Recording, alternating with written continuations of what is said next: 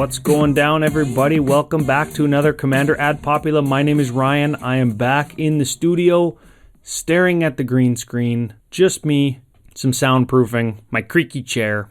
Usually that gets edited out. Welcome. This is episode 6. Today I had a community submitted topic, a local community submitted topic from my good friend Bryn, but there was some recent announcements made by Wizards of the Coast and the official Commander Rules Committee regarding the new London Mulligan, and I'm going to be covering that in the community section this afternoon. Before I do, though, I'd like to take a hot, quick second to let everybody know that Commander Ad Populum is now going to be officially sponsored by Fusion Gaming. They are fusiongamingonline.com, and I'm going to be carried on the manabase.com. That is their content website. They've got everything from standard, modern, legacy, pauper, written articles, podcasts now, YouTube content. They've got everything on the manabase.com, including Commander Ad Populum. And for all your Commander or Magic the Gathering or gaming needs, fusiongamingonline.com. So huge shout out to everybody over at Fusion Gaming and everybody who made this possible. I really appreciate it. And I'm excited to get everything rolling. If I ever specifically mention cards in my episodes, I don't know, like in the set retrospective where I talk about dozens and dozens of different cards, you can look them up there. You can get them all from fusiongamingonline.com. That all being said, if you would like to submit a community topic to Commander Ad Populum, you can send an email to cadpopcast@gmail.com. You can get after me on Twitter or follow me on Twitter at CadPopCast. That is CadPopcast. Commander Ad Populum on Facebook. You can send a longer message than just a tweet there as well. And finally, patreon.com/CadPopCast. We've got some good stuff going on there, including I'm starting to make a little bit of a rig to set up some Magic card altering tutorial videos. That's one of the things that I was a little bit passionate about that I wanted to do when I kicked off Commander Ad Populum like exactly 1 month ago. The first couple videos might be a little bit of an education on materials and studio and the kind of lighting that works the best, what kind of paints and brushes I use and what it all costs if you are looking to start to dabble in painting Magic cards yourself. That is what I do, so naturally I want to talk about it, being somebody who talks. Speaking of the Patreon, new patron shoutouts. Shout out to Brandon, Michael, Tyler, and Deezer. You guys all know who you are. Big shout out. Thank you very much for supporting Commander Ad Populum. Really means a ton to me. Super happy that I can talk about my passion both for painting and arts and Magic the Gathering, and I can share and build a community with people who actually want to listen and want to be part of the Discord. And there's actually some really good conversations on the Discord, really people that are in the Commander Ad Populum community helping each other. I'm going to say trading cards, but really donating cards to people that need them. We talk about everything from our jobs, hunting, family, whatever it is that kind of affects you and makes you who you are, and how Magic the Gathering affects you and how it affects your family as a result, right? I'm sitting on the floor of my office today with my little guy, and he's learning all kinds of new words, and I'm showing him cards, and he recognizes trees on the forests and a whole bunch of like beasts and boars and stuff in like the latest Ravnica block, and he sees like pigs and horses and soldiers, and everybody's a man right now. I don't think he knows the word woman yet. Everybody's a man, so when he sees a soldier, man, everybody's a man. So that's what it's all about here. Getting right into it, I want to talk about the new, I'm going to say new, even though it hasn't officially been adapted to or adopted by Commander formats, the new London Mulligan rule. And I've got Wizards' official announcement up. It's an article from June 3rd called The London Mulligan. I'm recording this on June 3rd. It was announced and it bumped the topic that I was going to talk about. And I'm happy that I didn't record last week when I initially planned to, because now I get to talk about something a little bit more current. So let's get into it. The current Mulligan rule is called the Vancouver Mulligan, and they're named by whatever famous tournament that they were first introduced at or tested at. So the London Mulligan is what we play in Commander, and I believe in almost every single format, be it official or casual, It's the London. It's the Vancouver. So you start with 7, your opening 7. If you're dissatisfied with your opening 7, you shuffle them back in, and in multiplayer, you draw 7 again. That's like your free mulligan. That's a special rule for multiplayer. If you're dissatisfied, you shuffle them back in again, you draw 6, and you continue to shuffle them back in and draw 1 less every time. 6, 5, 4, 3, 2, 1. Usually you stop at 6 or 5 because it's so detrimental to lose that many cards out of your opening hand. But you get a little bit of a makeup when you keep your hand. Let's say it has 6 cards in it. You get to scry 1. Before the game starts, you look at the top card of your library. You can leave it on the top or you can put it on the bottom. And that is your payback for going down a card. Now, Wizards of the Coast, I've got this article up and I've got some sections of it highlighted where I wanted to talk. And I'm going to jump down a little bit before I talk about what the new London Mulligan is and how it might affect Commander. Wizards says that they weren't satisfied with the Vancouver Mulligan and it leading to non-games. I hate things that lead to non-games. That's why I hate like crazy lockdown decks or crazy overpowered cards and lying about it, right? Like everybody knows how I feel about that. But anyways, Wizards didn't think that going down to, let's say 6 and then scrying, because you don't scry in multiplayer, if you draw a new 7, you don't scry. You only scry if you have less than 7 in your opening hand. Wizards didn't think that that was strong enough to lead to interactive competitive games of Magic the Gathering. Now, I'm going to say competitive, and I don't mean like CEDH. What I mean is 2 players duking it out head-to-head, or 4 players duking it out head-to-head in a meaningful, actual game of Magic. They thought that the Vancouver Mulligan led to more non-games than the London one. So they wanted to change it, and they've tested it as such over the last 6 months plus. They've tested it at big tournaments, and they tested it on Magic the Gathering Online, not Arena, online. And that's important because on Magic the Gathering Online, they tested it with legacy formats and modern formats that have non-rotating card pools, like Commander has.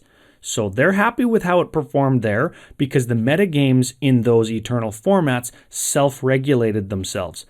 Everybody thought, okay, well, combo decks are going to get a whole lot stronger. And they did, but so did the answers for those cards. And Wizards even addresses that in saying, in these non-rotating formats, they're talking about Legacy specifically, but in Legacy, you've got very powerful pointed 1-for-1 interaction or removal for combo pieces that let players win the game very early.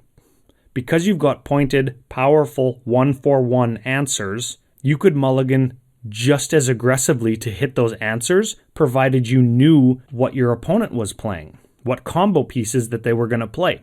And you did because, for example, in London at the Mythic Championship, they gave people their opponent's deck lists. So they knew, like if your opponent sat down and was playing Dredge, you know you need to find your card that interacts with Dredge so they can't win on turn 2 or 3 or whatever. And you would mulligan appropriately.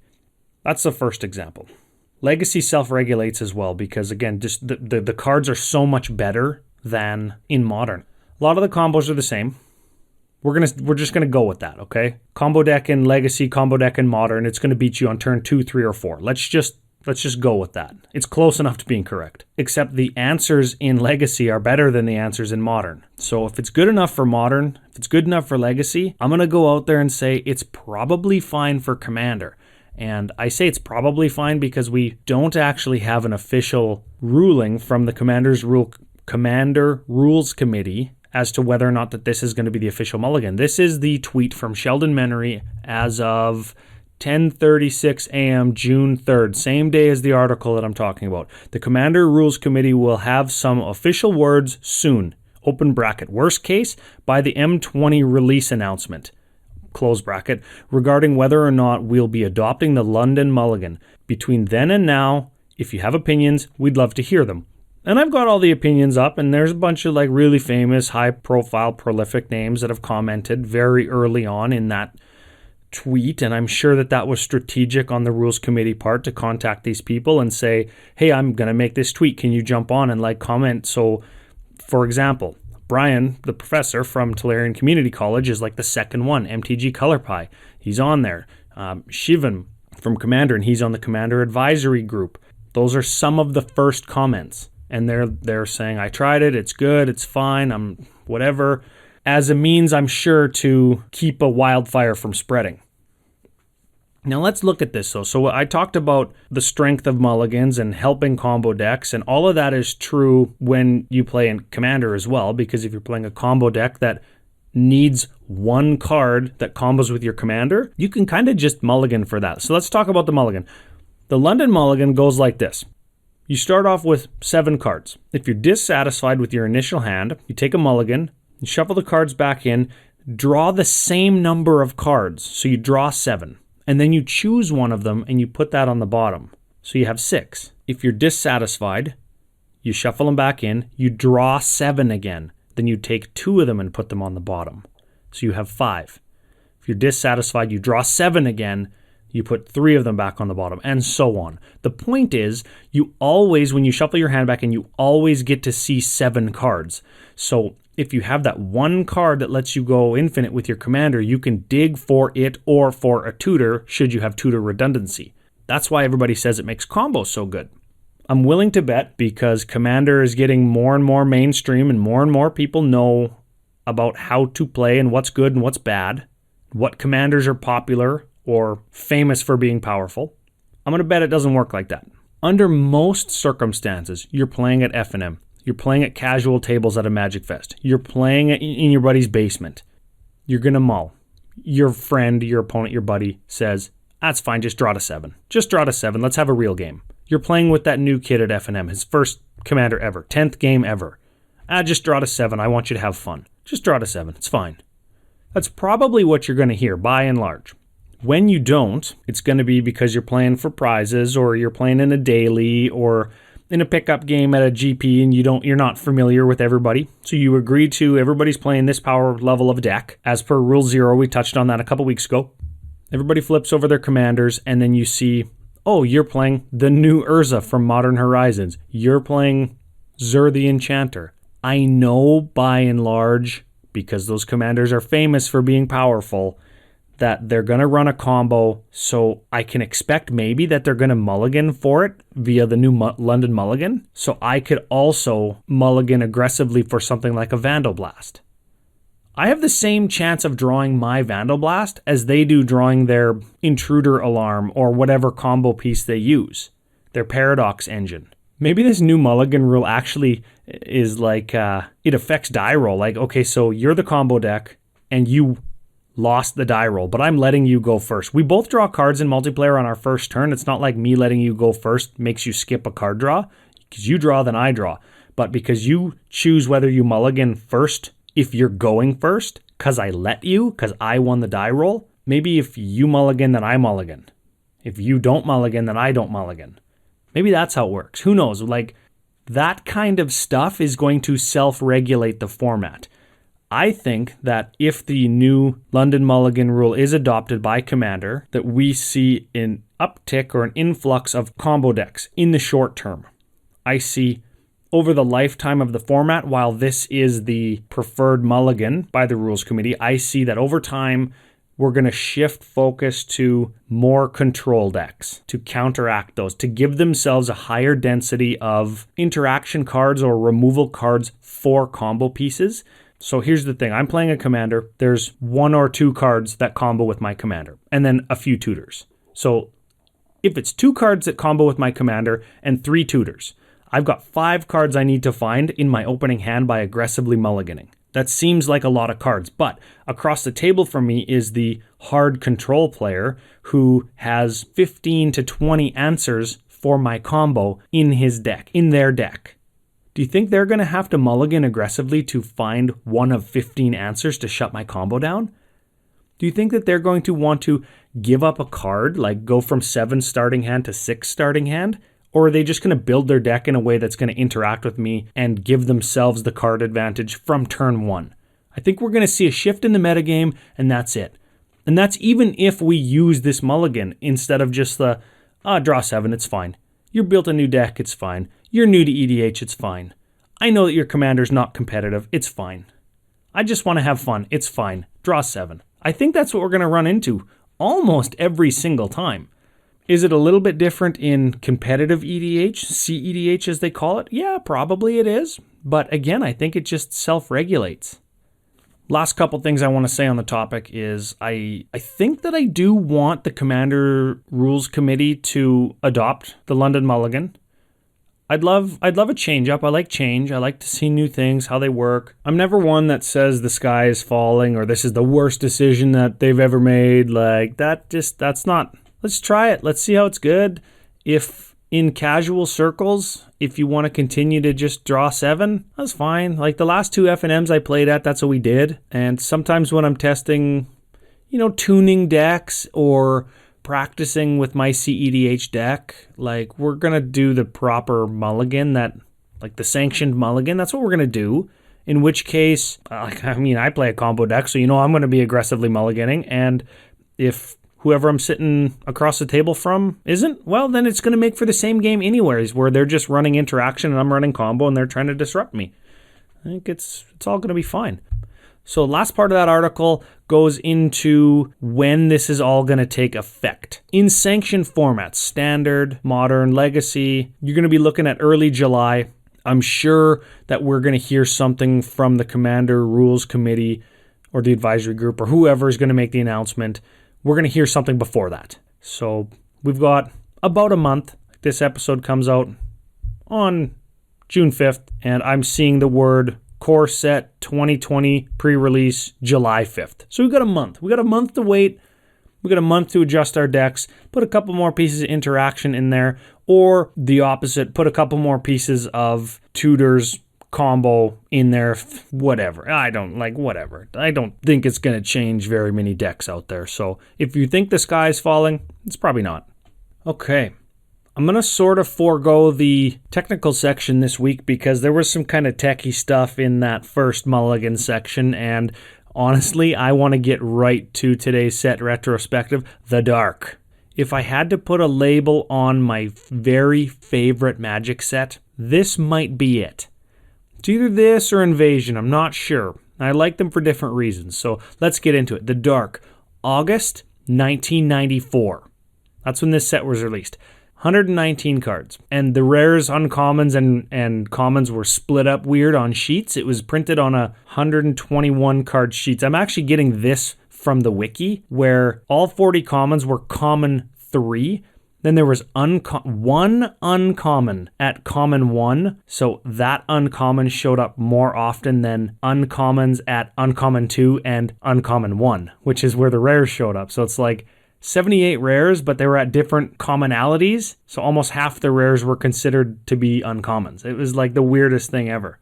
Anyways, what I like about the Dark so much isn't necessarily that like it's just old, or the cards were bad, or there were color pie breakers or whatever. Of course, there was all of those things, but the feel that it had, the flavor, and then the real canon story that is behind all the cards is, in my opinion, the pinnacle of Magic relating to life and Magic storytelling. So when you look at the 3 novels that correspond with the Dark, they're written by Jeff Grubb, one of my favorite Magic authors. They're called The Gathering Dark, The Eternal Ice, and The Shattered Alliance. And those are in direct reference to the card sets The Dark, The Ice Age, and Alliances. Super awesome. Following Urza's Silex Blast, that was the end of the Brothers' War, and the Antiquities set, all of the dust in the atmosphere cooled down the part of Dominaria that happened on for hundreds of years, and that's when the Dark is happening. It follows the main character, Joda. Remember him from Dominaria? Yeah, he started in the Dark. Follows him becoming a mage, hiding from the church because magic was being prosecuted against. Just like it was like for 300 years in the Dark Ages, like from like 1000 to 13 or 1400 BC or whatever. Like that's the time period equivalent that the Dark takes place in. And if you were found to have ties to magic or practice magic, they would just burn you at the stake. They would literally just kill you. So it directly ties to a very important part of human history. Like if the Dark Ages didn't exist, we'd all be flying around in cars and DeLoreans and going to the future with Doc and stuff like on Back to the Future. But no, the Dark Ages happened, and here we are. So getting into the actual cards, the Dark was the first set to introduce non-creature multicolor cards and enemy color cards. It had a goblin tribal sub-theme, and of course it had the church sub-theme, if you can call it that. It didn't have any like actual references to church or whatever like Orzhov in Ravnica does. You know, the whole church bank thing. It doesn't do that, but when you look at the cards and what's printed on them, you can kind of get that feel. The most prolific example, of course, is the card Preacher. Preacher is one of the expensive cards. We actually, Brando and I on Commander Cookout Podcast just bought a whole set of the Dark, and we're giving that away. So, and we're giving it away partly because we both very much like it. But the card Preacher is white, 1. You tap it to like steal a creature. He's a 1/1. And you can choose not to untap it. So as long as he stays tapped, you can just gain control of the creature. Super sweet. And I mean, when I'm looking at all the cards, I've got them all in front of me in Scryfall, all 119 of them. I'm looking at Drew Tucker, Christopher Rush, Tom Weinerstrand. I don't even know if I'm saying that right, but his paintings look like they look like watercolor on paper. They're beautiful. I guess so do Drew Tucker's. I believe Drew Tucker did all his paintings for Magic in watercolor. We're looking at Quentin Hoover. He's like Christopher Rush, passed away now, so he's not even around. This is so long ago. We've also got a whole ton of cards done by my favorite Magic artist, Ron Spencer. He did my favorite Swamp from Invasion. He did a lot of turn of the century Magic art, like from 98 to maybe 2001 or 2. He did Yawgmoth's Will. He did real cartoony looking stuff. But he started out like way back in the Dark with things like Bog Imp and Bog Rat. So excellent.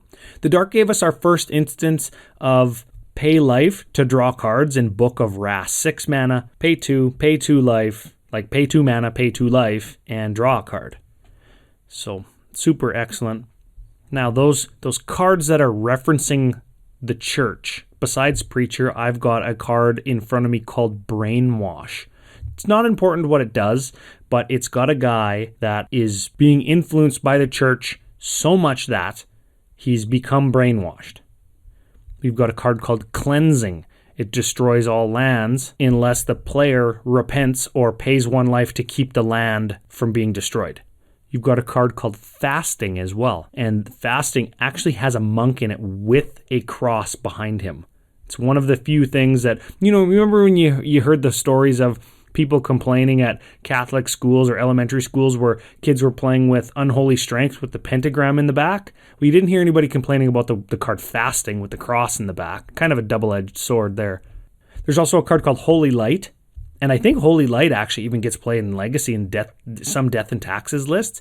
All non-white creatures get -1/-1 until end of turn for 3 mana. It's an instant. So there's all sorts of stuff like that. There's Martyr's Cry. It shows somebody being burned at the stake. There's a card called Miracle Worker. Destroys an enchantment on your creature. So lots of examples of churchy type stuff. Moving into a bunch of the other stuff that I like about the Dark, there is things that exist in real world that are printed onto cards. Angry Mob. Blood Moon is in the Dark, everybody. That's a real card that gets played in real formats across all of Magic. Commander, Modern, Legacy. That's a real card. But Blood Moons exist in real life. Things like Electric Eel and Fissures, Floods. I'm literally just naming cards that are real things. Giant Shark, Marsh Gas. Right? You get the idea. They have real life references, and they don't do this anymore because they want to make Magic feel like fantasy. They don't want grizzly bears in Magic. They want Runeclaw bears. Same card, but with a different name, a fantasy name. Like Giant Shark wouldn't be a card ever anymore. It would be giant like frog octopus thing, right? And it'd be a Simic card. But none of that was taken into consideration back in the Dark. Getting into cards that we play from the Dark, like real cards that see play in EDH. We've got Ashes to Ashes. Removes 2 non-artifact creatures from the game. Deals 5 damage to you at sorcery speed for black 1. Excellent card. I play that. I have a signed one from Drew Tucker. I got it in Vegas. And of course its counterpart, Dust to Dust, removes 2 artifacts from the game. Exiles 2 artifacts for white 1. And Dust to Dust is referenced in the, the Time Spiral card, Return to Dust, that gets 2 artifacts as well. If you cast it at a sorcery speed, it gets 2. If you cast it at instant speed, it gets 1. You've got things like Elves of Deep Shadow. I think this might have been one of the first cards, if not the first card, that has a different color in its text box than the color that it is, making it have a 2-color identity. And that wasn't a thing back then, but it is now. We can call that green for a 1/1 elf that taps to give you a black mana and deals 1 damage to you. It's green-black color identity. We've got Felwar Stone, 2 mana rock. You tap it for 1 mana of any color a land an opponent controls could produce. Then you've got some goblin cards. You've got Inferno, that's like a red sweeper, deals 6 damage to all creatures and all players. That's common in red still today. Maze of Ith, it's a land, tap it to stop an attacking creature. Lots of little utility things. None as powerful as your card here, Sorrow's Path. I don't know, maybe don't play that card. Tormod's Crypt for a long time was de facto graveyard removal, 0-drop artifact that you sacrifice it to remove target player's graveyard from the game or exile a graveyard. So little gems like that are still relevant today, and Tormod's Crypt was reprinted a whole bunch of times, I think, right? It was originally from the Dark.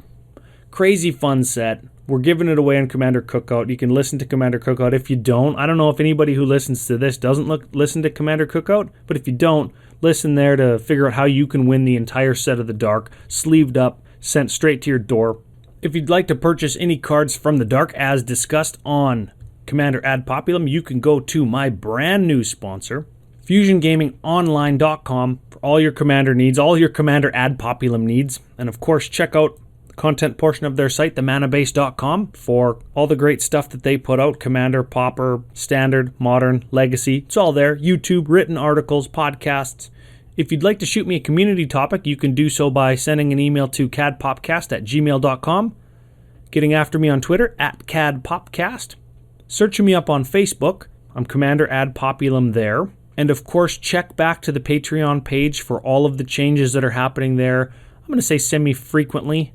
And of course, the altered art tutorial videos that are going to be coming out, I'm excited about those. That's patreon.com/CadPopcast.